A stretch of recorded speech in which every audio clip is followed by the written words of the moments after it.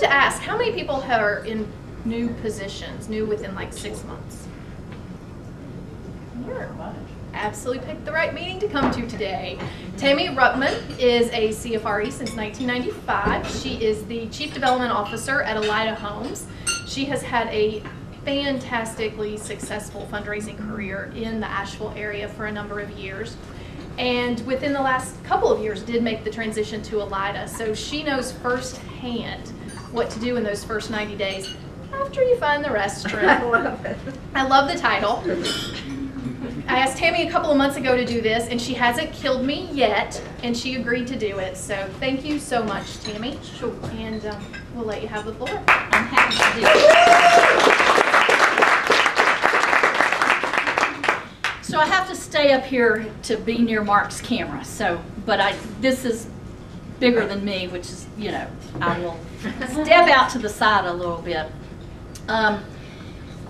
When Amanda asked me to do this, I didn't think much about it. You know, Amanda calls, you just do it. Yep. So then I started thinking about it, and I thought, what the heck? I always feel like the Charlie Brown of fundraising. I don't belong to a country club. I don't drive a fancy car. I don't have a lot of jewelry. I don't know a lot of fancy people. I just know that I love what I do, and I love the places I do it for. I don't work for anybody that I don't love. You know, I won't raise money, I won't go into education because I don't love that. I won't raise money for the arts because I don't love that. I love children, and I love social services and nonprofits. And so that's the only thing I know, is to mix my passion and the thing I love so much with what I do. And that's what makes the job fun. I did transition. I was at the YW for 8 years, and I loved it. I loved the mission. I loved the people. We had a great culture. And then it changed. And nonprofits are a lot like the wind sometimes. You know, things change. The weather. Stay in Asheville, it'll change. And so I needed a job. I needed a job fast, and I needed a decent job. Taco Bell was hiring, but I decided that I might stick with fundraising. And I have a great pusher here, button pusher, Maggie, who's also a fabulous designer. And I picked a fabulous place. Eliada, if you haven't been out there, it is 320 acres of the most gorgeous acres you've ever seen. It's been in the same place doing the very same thing for 112 years, taking care of children who have no other alternative. It is a soft place to land for children who are having a hard life, and it's a wonderful place. Children everywhere. Every corner is full of children. 5 different programs. You know, orphanages don't exist anymore. People think of us, Sarah Thomas and I all the time are telling people we're not an orphanage. We take in children, but we're not an orphanage. We've got all these programs, 5 different programs. Eliada has 5 different programs. Our youngest is 3 months old, and our oldest is 22. And they're in a variety of programs. 11 horses, 1 llama, 3 pigs, 14 chickens, a goat, and about 14 barn cats, and a dog named Yoda that you can check out. Yoda is the therapy dog, and you can go check out Yoda and take him back to your house or to your office or whatever. So, Mark Twain, this is one of my favorite quotes: 2 most important days of your life are the day you're born and the day you find out why. And so in 2001, I walked into a place called the Home of the Innocents in Louisville, Kentucky. If you can't raise money for a place named the Home of the Innocents, you're just in the wrong field. I went there as their grant writer. I was living in Louisville at the time, and I went there as their grant writer, and it was a magical place. It is a pediatric convalescent center. There's only 33 pediatric nursing homes in the country. where children who have severe and profound disabilities can live there, and their parents can have a life, and the child can have a life. And then they're an emergency shelter. They're a $16 million organization, and they're just so incredible. They built a series of, for the kids in a wheelchair, they built a series of fish tanks, and the fish tanks are curved and they're tall, and so you can walk into that fish tank and you're surrounded on all three sides by water and the fish. And children in wheelchairs don't often get those sensations. And they built a swing set where a child in a wheelchair can swing, and they can roll up high. You can roll the child in the wheelchair up and down, and children don't get sensations like that when they're in a wheelchair, when they have profound disabilities. And so it was a wonderful place. The reason I think that it connected so much with me is that my dad grew up in a children's home. I'm a second generation children's home person. If someone had not intervened in his life, my life would have been completely different. My dad was born in Burnsville. His mother, at 2 years old, his mother was committed to Broughton and left 4 little boys at home. His dad was a lumberjack, and he worked miles and miles away, was gone for months, and so there was a 12-year-old, a 10-year-old, a 6-year-old, and my dad, the 2-year-old. And so the 12-year-old went and lived in the lumber camp till he was 18. Now this was in the 20s, that wouldn't happen today. But he lived in the lumber camp until he was 18. The 6 and the 10-year-old actually went into a type of foster care. They did have county foster care there. They came to Asheville and they went into foster care with strangers that they didn't know. And one of them stayed, and then one of them eventually went to live with an aunt and uncle. My dad came into a care home, children's home here in Asheville, and he stayed until he was 12. And so how much different my life would have been if that children's home had not been there. So that's a little bit of where my passion comes from. This is my 3rd children's home. I was at Home of the Innocents, Black Mountain Home, which is a wonderful, wonderful place, and now at Eliada. So I don't have any magic answers for your first 90 days. I can just tell you what I did. I read something all the time because I'm positive somebody knows more than I do.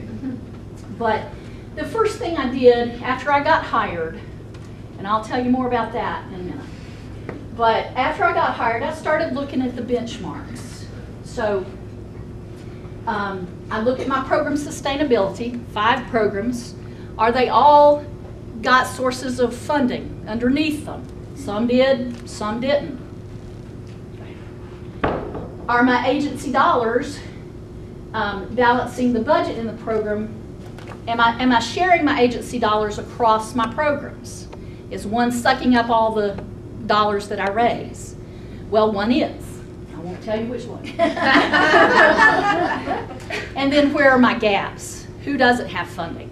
What do they need? I sat down and talked to the program people. I looked just at the budgets and I said, where are the gaps? Where do we need funding? And then I looked at ratios. What's my individual giving to everything else? And this is where what's said in the Renaissance stays in the Renaissance. So Eliada's ratio, and this is not a true, I can't make a graph like that that would have real data in it. Eliada's ratio of donors to government was about this big. You'll see another slide in a minute, we were raising $365,000 on a $10 million budget. That's a freaking big ratio. And not in my lifetime can I fix that. Problem number 1. And so then I like to look at my predictable money versus my flexible money. Where's my float money and where's my predictable money? And which do I need the most? Some programs need predictable money, grants, federal contracts, And then, of course, everybody needs flexible money. Sometimes not as much as they think. And then I looked at the goals. What kind of goals had they set for the past year or two? Holly Jones, who I worked with at the YW, wouldn't mind me telling you this. She walked in one day and said, we're going to have to increase the annual fund by 33% next year. It still makes me laugh. I'm like, okay, Holly. If you know Holly at all, you know, we're going to do it. And I'm like, okay. We came close. We came close. Are they setting realistic goals? Did they meet their goals? Are the goals achievable? And like I said, this is where Eliada was, $365,000 on a $10 million budget. So we're completely dependent on government grants, government contracts, Medicaid, CFRE, which is the worst grant ever made by the federal government. And so then I took a look, I looked at, you know, the big picture, and then I looked at the fundraising activities. And where are we putting our time? Events. Oh my God.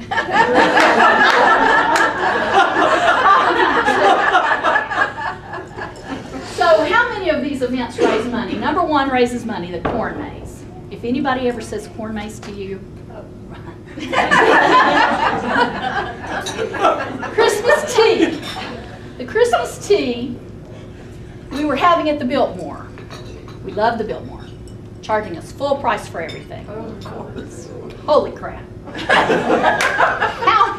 How can cranberry sauce, you know, cost $12 per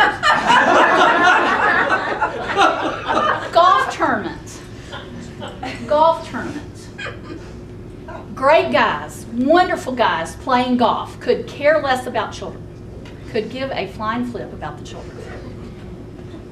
Could not convert them, visited them all, called them all, couldn't convert them. They love playing golf and they want to come on our driving range. Eliada has a driving range. We had a donor who said, there's no place to play golf in Asheville, there's no place to practice. Well, we got 320 acres, let's just build one.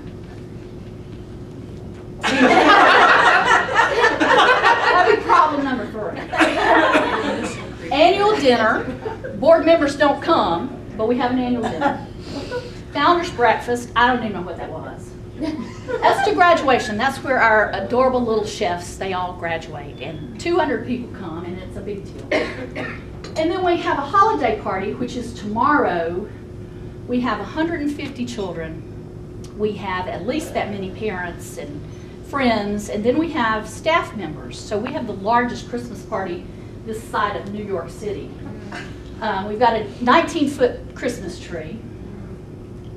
And of course, everybody in town is bringing presents for the children. The Sheriff's Department pulled up yesterday with a tractor trailer load of things. It was beautiful and it was breathtaking, and where the hell are we going to put everything? But, and then we have an alumni weekend. We have this beautiful group of alumni who grew up at Eliada. This is where they come to see their baby pictures, their brothers and sisters. They want their records, they want to be part of it. This was their home. And so we have an alumni weekend. So everything but number 1, 2, and 3 raises 0 money. So we've X'd the Christmas tea. We did our last one. It took me 2 years, but we've X'd the Christmas tea. We've X'd the golf tournament. Annual dinner I've handed off to the board because we have a new CEO. You'll hear more about that in a minute too. Founders breakfast, I never did one. Couldn't figure out what it was supposed to be. Couldn't figure out how to do it. Just X'd it the first day. As to graduation, I handed that off to an internal committee, the holiday party to an internal committee, and the alumni are now, they have some money in the budget and they're doing their own alumni event. So I handed off some of this stuff. The most important thing, one of the most important things you can do in your first 90 days is to make a don't do list. We are not doing this. This is too dumb. We are not doing it. Christmas presents, we will always be doing the Christmas presents because that's, Sarah knows, that's why you work at a children's home. To see the presents and see their faces, and We had a little boy, his name is Gage, and the chapel is literally full to the ceiling. We've got 3 tables stacked up, and the gifts are up to the ceiling. Gage has never had a bicycle, and he walked by the windows of the chapel, and he looked in, and he read the name of his cottage, and he saw a bike there, and he started crying. He wants a bike for Christmas. Well, you know, if I have to mortgage the house, I'm going to get him a bike for Christmas, but it is his bike. We just can't tell him that yet. So events, where are they putting their time? What have they been doing? The grants, and this was interesting. They would write grants, and then when they reached their goal, they'd stop writing grants. Okay. All right. Well, we didn't do that, but okay. They didn't have a full-time grants writer, and I guess I'm old-fashioned enough to think that grants are that sustainable, renewable money. I like having a grants writer. And so we had someone on staff who was, I call it futzing with the thank you notes, and she's a terrific writer, and she had helped with the grants some. I said, how'd you like to write grants for us a lot? Well, her first year, she brought in $400,000. Wow. And she did really well. She's excellent. I'm not telling you her name. So, so they were doing pretty good. They were doing 2 appeals, sending a calendar, doing 4 printed newsletters, doing the annual report, and doing a monthly success story. So we've kept most of that. We've substituted the annual report for a newsletter. We've been printing a calendar since 1973. I haven't gotten rid of the calendar yet. I'm working on it because it's so expensive to do. And then we send out a success story, 1 story every month. They started that. I can't take credit for it. And it's wonderful. People love it. I get replies back all the time. I made a calendar that looks kind of like this. So January you do this, and February you do this. So you can look across the year and make sure you're balancing your year for your sanity, for your staff's sanity. And I looked at the distribution of work across the staff. When I made that calendar, I also put everybody's tasks down. What tasks are we missing? Do we need another person? Do we need 10 other people? To look at the work across. And then I tried to tell my staff, and they were very amenable to it, that let's put the person doing the task that has the best skill in it, that has the passion for it. It's either an expert or they have passion for it. And so we shuffle things around, especially the marketing. And so I love the social media. And so all the Eliada posts are generally from me. Most of the emails are from me. Nora likes the written stuff, so she does all the written stuff. I don't have time to, you know, edit one more nothing. So she does that. And then Jewel is out doing the hands-on event setup and talking to the corporations, because that's not my favorite thing to do either. I really like to talk to the donors. So we kind of shifted things around a little bit. And then I looked at Eliada's inner circle. Who's giving? I took every donor, I took every gift in the database for about the last 10 years. And I ran 3 groups of donors. I ran the largest, who over the 20 years, life of the database, had given the most money, and were they alive or dead? And then I looked at the longevity donors. I think this is something Cheryl Aikman always says. Look at who's been not giving the most, but giving the longest. Eliada has 40+ donors who've been giving 20+ years. Little ladies who've been sending us $100 for 100 years. And that is such a wealth of people and planned gifts.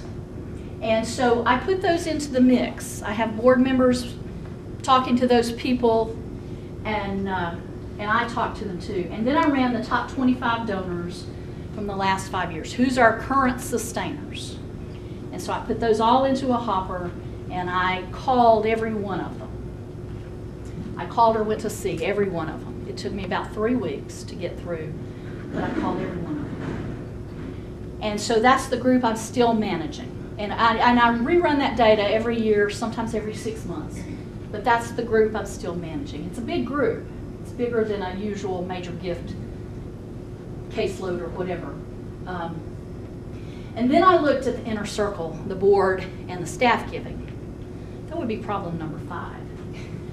So we had 19 board members, and we've gone from 13 board members to 19. We had 3 board members who were giving. Wow. Yeah. And I just said, oh my God, no. And so then the staff, I looked at the staff, we've got 240 staff. Not all of them are full-time. We had 12 staff people giving. Not even all of the senior leadership gave. And so we're now up to 87 full-time people giving, which is remarkable. And we have it now that when you sign up as an employee, you're given that pledge form.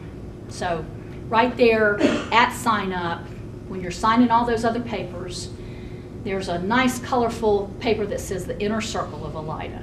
You know, and here's the reason you give to a nonprofit. And so that's really come up. The staff raised about $15,000 last year for us. And the board went from about $10,000 in giving to about $40,000 just by freaking signing up. And then I don't spend too much time on this, but I did look at who their new donors were. I try to really work the new donors, and I want to keep the old ones. I'm not great at the upgrade. I've not discovered exactly how to do that. I'd be happy for feedback, but I'm so happy to get that one gift. I do little things to upgrade them, but I have not spent a whole lot of time on that. Could be an item in my next thing. And so then I looked at the development budget, and we were almost spending what we were raising. Problem number 6. And so we cut things way down. The events, we spend a lot because that corn maze takes a lot of money. It's about 4 times the return, but it takes a lot to do it. And so we cut out things like they had that bubbly water, you know, that bloop bloop where the water that's delivered. I mean, we got water coming out of the tap, so why do we need that? We had all kinds of subscriptions. We had, you know, subscriptions to this and that and the other. And I cut all that out because it's all online, you know. So we actually saved somewhere about $50,000 the first year. And just by, you know, and I cut out those envelopes that cost you money to send them back. That drives me crazy. People will put a stamp on there, you know, honestly. Okay. They had planned gifts. They had this magical idea that somebody is going to leave us a big bequest, the magical donor. Somebody's going to rescue us. And I said, well, no, 500 of us all giving at one time will rescue us. But they were not counting expectancies, people who had promised to give. And so we've gone from 0 to about 30 right now that we're counting. So just by asking. And we've developed policies. We no longer accept boats. We no longer accept land and lake lure that's not on the lake. Some things like that. And so then, because I do the marketing too, I looked at Eliada's placement in the community, not so much from the marketing perspective, but where do I need to be and where does the CEO need to be? So what partnerships do we need to make? It's really easy. I'm sure Sarah can attest to this too. It's easy on that big, beautiful campus to become isolated and to not get out in the community and do things. So what kind of partnerships did I need to be? Where do I need to go? I joined Rotary, thanks to Alex. Where do I need to be? And where does the CEO need to be? Now that would be problem number 7, because he didn't want to go anywhere. But like I said, what's said in the Renaissance stays in the Renaissance. But where did he need to be? And That's we as looked in at the some old of that. CEO. Old CEO. We have a wonderful new CEO. And then I looked at the board as fundraisers. What are they doing? Well, the answer would be a big goose egg. They were doing nothing. But I did meet with each one of them. I took them each to lunch, and I said, what do you want? Why are you here? What do you want to do with your board experience? Do you want to learn something? Do you want to be something? Are you using it for your resume? Do you love children? What do you want? And so then I tried to help them find things to do. I tell board members that your only job is to bring friends. That's your only job. Introduce people, tell them about your board service, wear something that says Eliada, bring people to lunch. We have these lovely lunches on the campus. People can come, lunch, it's free, and the kids cook it. I mean, I couldn't script it better than that.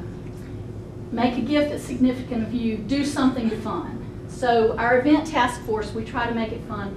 Our dream team, that's working with major donors. You take 5 or 6 donors, and I send you a prompt quarterly, and you call them, you write them a note, whatever.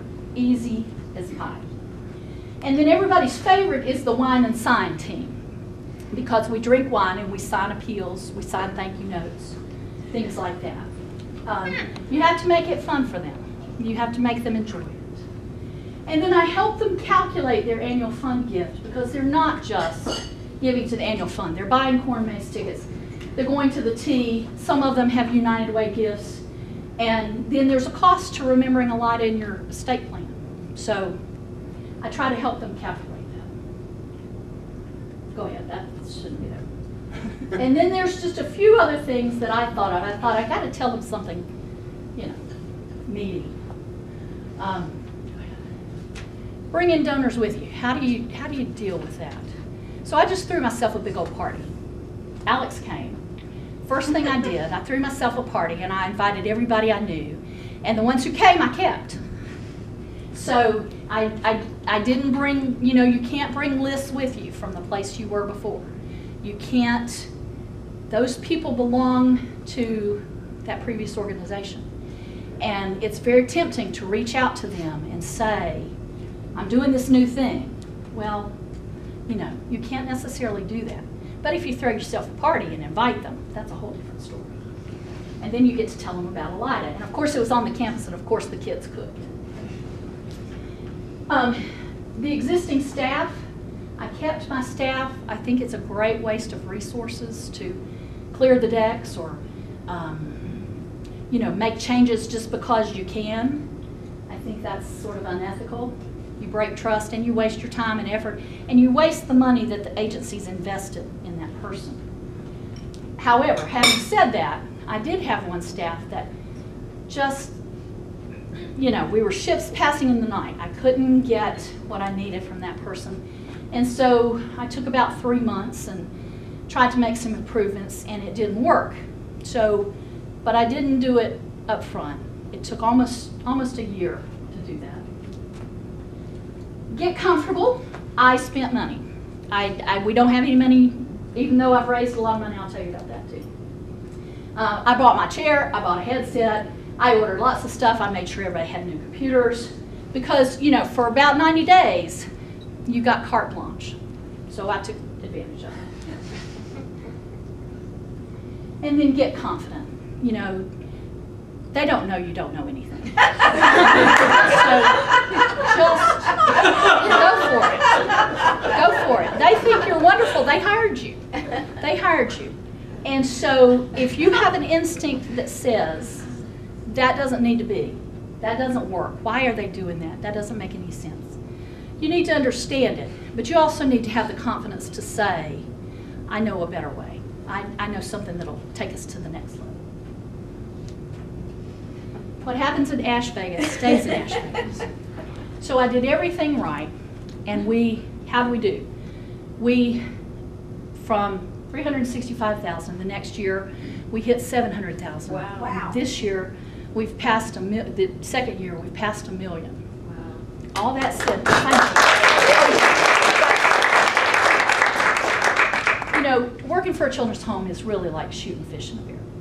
It's really so easy. I mean, the children are so beautiful and the stories are so compelling. It's hard to miss. I did everything right. And about the end of the second year, I just realized I was in the wrong place. It was awful. We had the worst CEO I've ever worked with. He was terrible. He was abusive. Brooke has experienced some of it. Kathy and Amanda have heard all about it. You know, he's a wonderful man, but he has some big downfalls. And I called Alex and I said, I've got to get out. I was going back to social work. I was seriously going to Taco Bell.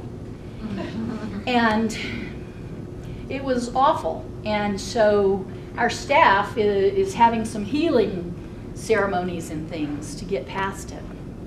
And we did everything right. And we couldn't raise enough money. I've never been in a place that I couldn't raise enough money to fill the gaps, but I couldn't keep up with his spending. And so 2 years, everything I did is just gone to debt, gone to pay debt. And that was the worst feeling I've ever had. And I said, I've got to get out of here. Well, miracle of miracles, he announced his resignation. And so he is gone, and I can't attribute it to anything but God sent us an incredible new CEO. He is fabulous, and if you don't think the CEO makes a difference, it really does. So what would I do if I had it to do? If I had it to do over again and knew what I know now, I would not have chosen Eliada. We are almost $1 million in debt. We are, you know, we're struggling, and all the money I've raised is for naught. But he's got this new guy has turned around organizations before, and don't think we didn't check. Don't think I didn't talk to the people in Oregon. And he's just a miracle. And so we are doing away with a lot of things we've been doing, not the appeals and all that. We're going to do a signature luncheon in March, and our goal is to get 700 people there. I'll be calling you to ask you to bring your mother and your grandmother. But you know, we're gonna do some really cool things. We've got a plan to get out of debt.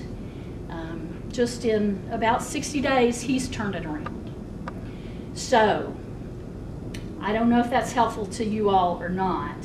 I stuck with it. I almost didn't. I almost quit without another job, and we'd be living in the shelter by now. But for some reason, I stayed. I couldn't find what I wanted, and now it looks like we're really going to get to live the dream. You know, we're applying for grants. Not that we haven't done all of that before. He's building a board. We've got a board of 19. He's building a board of 40, and he's building a sub-board, committees of 100. And so we're going to call on everybody we know to work for Eliada. Eliada needs to be in this community. There are kids that need Eliada every day. They're at Vance and they're at all these other places, and they're not getting what they need. And so they need an Eliada. So I'm going to stay as long as he'll have me. And right now, the senior leadership, if he said, let's get our bathing suits on and march up Mount Pisgah, I think we'd go. So I hope you get to meet him really soon. I don't know if I've shared anything that's helpful or not. I still always feel like the Charlie Brown of fundraising. But there's no right answer. You just do what your gut tells you, and you'll be just fine.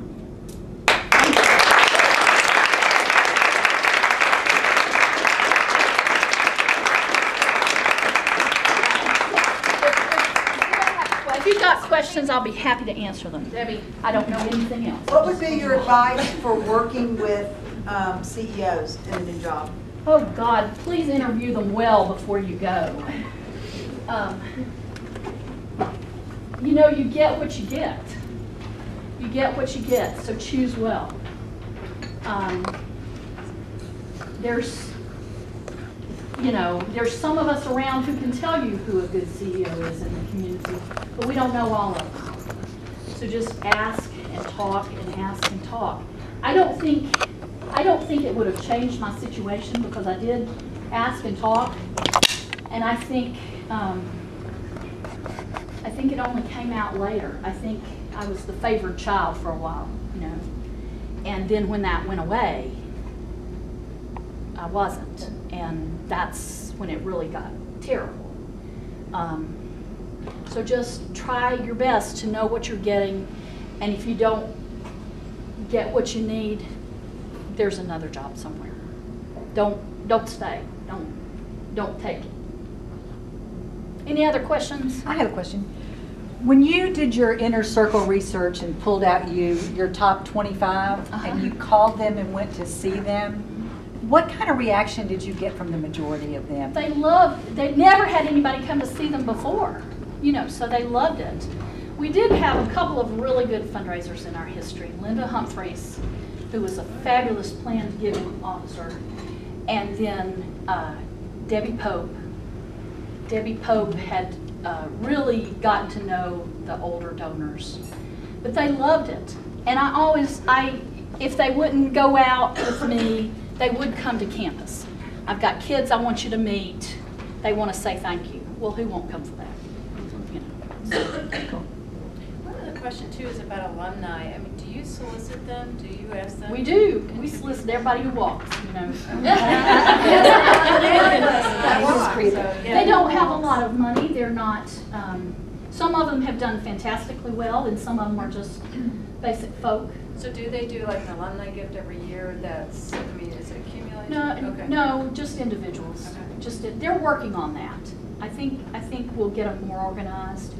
But again, they're just working folks. They don't know about nonprofits. They don't understand that. But they do understand sending a check to Eliada or buying tickets for a tea. I was thinking as you went through the fact that you made several comments about your staff. Yeah. And how many folks are sitting in a position, number one, where they are not given the authority and the prestige that I think you were given when you came. Yeah, yeah. And number two, they don't have a staff. Yes, really. yes. But as I listened to this, I personally couldn't come up with anything that wouldn't be appropriate for a one-person shop that you described coming in. Would you agree with that? I think so. I try to look at, Jewel does the events and the sponsorships, Nora does the grants, and I do the annual fund and major gifts. That's how I divide the work. I can't imagine, it is too big for, with the corn maze, which is bigger than the universe. There's no way we could do it with a one person, but yes, I think a one person, because I did that at the YW. I was one and a half at the YW, and we did the very same thing to try to get into your donors and get to know them. Relationship, all else pales to the relationships. Knowing your donors and who they are. May I say that your email describing your first day of the corn maze this year may have been the funniest email I have ever read in my entire life. Just a nightmare. I don't even remember what it was, but we had a little girl who was just unhappy, and so she was greeting everybody at the door with a big old "fuck you." And I thought she was just being charming. I didn't hear what she was saying. So I look at Jewel, and Jewel is the color of the, she's like going over that child. When you work at a children's home, so. And that was not the only thing that happened. We tried to start, but somebody quit the second day, and whatever. But, yeah, the corn maze is a great idea if you're an events company, but so we're looking at the corn maze. It brings 25,000 people on the campus. Wow. Raised $230,000 this year. It's hard to say no to that, How much but did it it is. net? It netted 180. You know. But it's 7 weeks of And it's all done by Commitment. staff, or do you have volunteers? the 4 of us. There's 4 of us now. I have a volunteer coordinator, and the 4 of us do all the planning. Brooke was the corn maze manager last year, and we plan it year round, you know. And then about 2 months out, we hire a manager, and then we hire staff because we can't handle that kind of crowd with volunteers. We do use a lot of volunteers, but we can't handle that kind of crowd. I know Pardee Hospital Foundation is going to do one next year, so maybe you'll talk to Kim. Okay, yeah. Thank you all very much. Thank you for having me.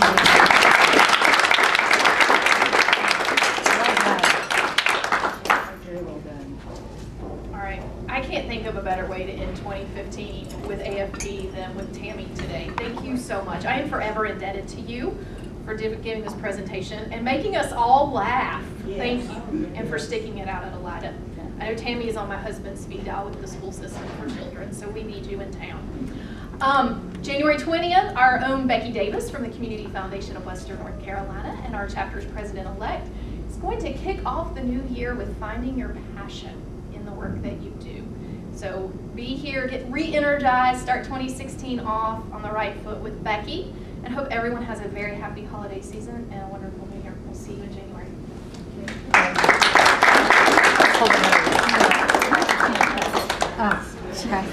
Well done.